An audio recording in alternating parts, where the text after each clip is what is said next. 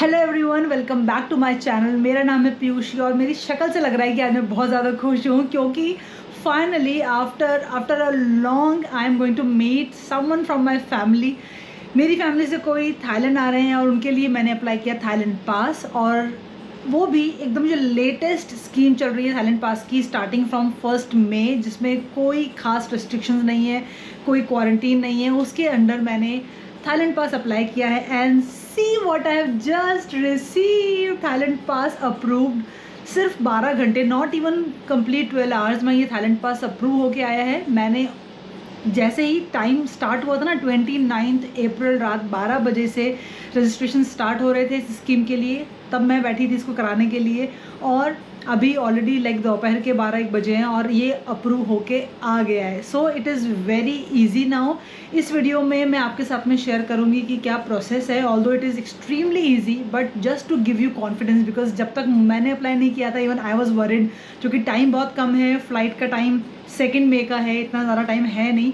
But now Thailand pass is very easy and very fast. They say that with in 48 hours Thailand pass approve होके आ जाएगा। I got it in 12 hours.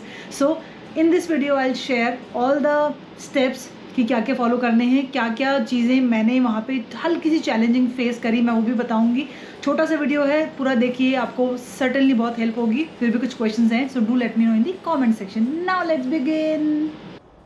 अब मैं हूँ Thailand पास की website पे, which is tp.consular.go.th। ये website का URL मैं नीचे डिस्क्रिप्शन बॉक्स में डाल दूँगी, बट ये ऑफिशियल वेबसाइट है जहाँ से थाईलैंड पास अप्लाई किया जा सकता है। अगर आप टॉप कॉर्नर पे टाइम पे ध्यान देंगे, सो ये 29 अप्रैल सुबह के एक तरीके से 12 बज रहे हैं। बेसिकली ये स्क्रीनशॉट है और मैं आपको सिर्फ एक्सप्लेन करूँगी सारे पॉइंट्स, बिकॉज उस टाइम पे मैंने सिर्फ स्क्रीनशॉट लिए थे, मैंने कोई पूरी स्क्रीन रिकॉर्ड नहीं करी थी। सो आई होप आपके लिए स्टिल थोड़ा सा समझ में आ जाएगा, आपको बहुत इससे भी हेल्प हो जाएगी। सो मैं आपको स्टेप बाय स्टेप बताती हूँ कि किस स्क्रीन पे आपको क्या फिल करना है। सो ये फर्स्ट स्क्रीन है जहाँ पे आपको सेलेक्ट करना है आपका mode of travel, type of travel. मैं एयर ट्रैवल से ट्रैवल करूँगी, सो इसलिए मैं वही ऑप्शन यहाँ पे सेलेक्ट कर रही हूँ। एयर ट्रैवल सेलेक्ट करने के बाद में जो नेक्स्ट स्क्रीन है, वहाँ पे मुझे नॉन थाई नेशनल सेलेक्ट करना है, जो बैकग्राउंड पे आपको दिख रहा होगा। उसके बाद में मुझे आया इंग्लिश लैंग्वेज का popup, there is no alternate language. So English language select करके हम नेक्स्ट स्क्रीन पे चलते हैं। ये था थाईलैंड पास को स्टार्ट करने का एक ब्रीफ ओवरव्यू कि कहाँ से आप अप्लाई कर सकते हैं। हम डिटेल में जाएं उसके पहले मैं आपको फटाफट से बताती हूँ कि थाईलैंड आने के अभी क्या क्या तरीके हैं। सो बेसिकली अब सिर्फ 2 ऑप्शंस हैं। पहला no quarantine, second quarantine. So no quarantine के केस में अगर आप वैक्सीनेटेड हैं या वैक्सीनेटेड नहीं हैं, दोनों केस में आप बिना क्वारंटीन के थाईलैंड आ सकते हैं।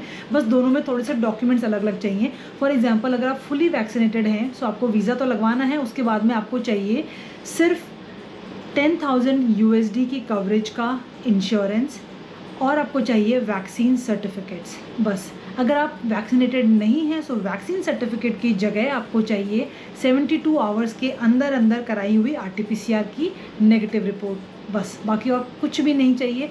बट आपके पास अगर RT-PCR की रिपोर्ट नहीं है या आप फुली वैक्सीनेटेड नहीं हैं, तो आप क्वारंटीन करके यहाँ आ सकते हैं। उस केस में 5 डेज़ का क्वारंटीन करना पड़ेगा, और उसके जो रूल्स हैं वो आप आराम से अलग से देख लीजिए। अभी हम बात करेंगे कि कैसे बिना क्वारंटीन के आप यहाँ आ सकते हैं, और मैं थाईलैंड पास आज अप्लाई करने वाली हूँ वैक्सीनेटेड के केस में। सो उस पूरी प्रोसेस को आप देखते हैं, और सब प्रोसेस में क्या क्या डॉक्यूमेंट्स चाहिए वो रिपीटेटिवली आपको पूरी थाईलैंड पास की वेबसाइट पे दिखते रहेंगे। तो let's go and let's start the process now.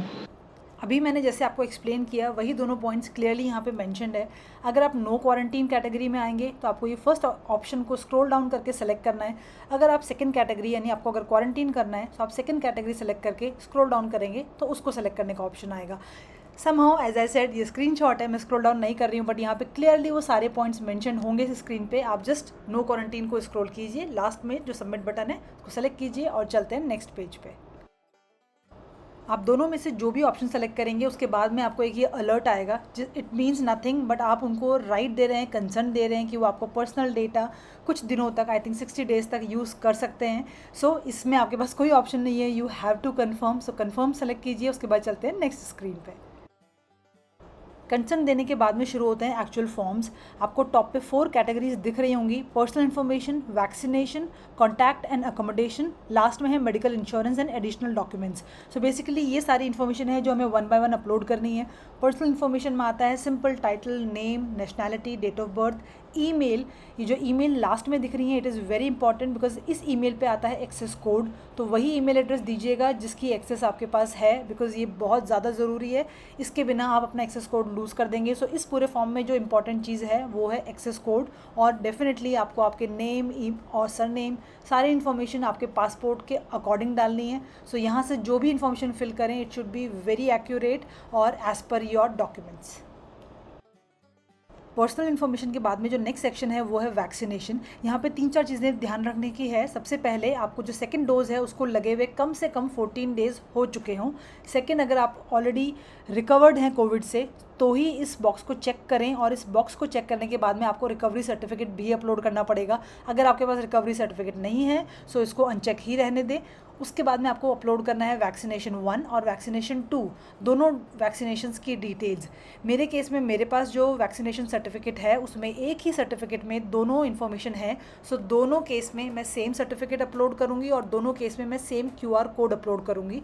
So QR code मेरे हिसाब से बहुत सारे वैक्सीन सर्टिफिकेट्स में होता है, बट अगर नहीं होता है सो डोंट वरी। बट अगर आपके पास QR कोड है सो उसको ज़रूर अपलोड कीजिए, क्योंकि यहाँ पे क्लियरली लिखा हुआ है कि QR कोड अगर आप अपलोड करेंगे सो प्रोसेसिंग थोड़ी कंपैरेटिवली फास्ट हो जाएगी।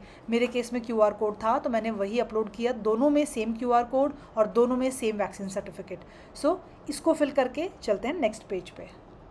नेक्स्ट सेक्शन है अकोमोडेशन एंड कॉन्टैक्ट। ये बहुत ही स्ट्रेट फॉरवर्ड सेक्शन है। यहाँ पे आपको आपकी थाईलैंड की अकोमोडेशन डिटेल्स डालनी है। यहाँ पे अगर आप होटल में रुकेंगे तो होटल की इन्फॉर्मेशन, और किसी के घर पे रुकेंगे तो उनकी इन्फॉर्मेशन डालनी है, और आपका इंडिया का जो कॉन्टैक्ट है, परमानेंट एड्रेस, वो डालना है, और कुछ इमरजेंसी कॉन्टैक्ट्स डालने हैं। बहुत बेसिक सा फॉर्म है और इसको फिल करते हैं। फिर चलते हैं लास्ट सेक्शन पे। लास्ट सेक्शन है जहाँ पे आपको मेडिकल इंश्योरेंस और एडिशनल डॉक्यूमेंट्स अपलोड करने हैं। सो अगर इंश्योरेंस आपने अभी तक नहीं लिया है सो वो आप अभी यहाँ से भी ले सकते हैं। परचेज नाउ का ऑप्शन भी है, इधर भी कुछ ऑप्शन दे रखे हैं परचेज करने के। बट मुझे एक्चुअली इन जनरल बहुत क्वेश्चन आते हैं जब भी मैं किसी को बोलती हूँ कि थाईलैंड आना बहुत सस्ता हो गया है, तो लोग बहुत रैंडमली पूछते हैं कि 10,000 USD का इंश्योरेंस है, हाउ कैन यू से इट इज़ सो सस्ता। सो 10,000 USD का कवरेज है, उसके लिए जो प्रीमियम है वो आपको आराम से 1500 से लेकर 2,000 के बीच में मिल जाएगा। So that is what the real cost you have to pay for it. So उसमें आप कोई से भी इंश्योरेंस ले सकते हैं। मैंने ICICI लॉम्बार्ड की इंश्योरेंस ली है जो मैं अपलोड करूँगी यहाँ पे, बट जो भी आपको मिल रही है जो थाईलैंड पास के लिए वैलिड है वो आप ले सकते हैं यहाँ पे। इसकी इन्फॉर्मेशन फिल करते हैं और फिर चलते हैं लास्ट सेक्शन की तरफ। बट हाँ, जब भी हम ये डॉक्यूमेंट्स अपलोड करते हैं ये सारे डॉक्यूमेंट्स JPEG, JPG और PNG फॉर्मेट में ही होंगे, तो सबकी जो पिक्चर्स हैं वो लीजिए और वो अपलोड कीजिए।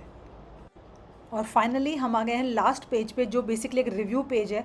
यहाँ पे आपको फिर से पर्पस ऑफ अराइवल दिख रहा होगा, ये वही फर्स्ट फॉर्म था जो मैंने फिल किया था।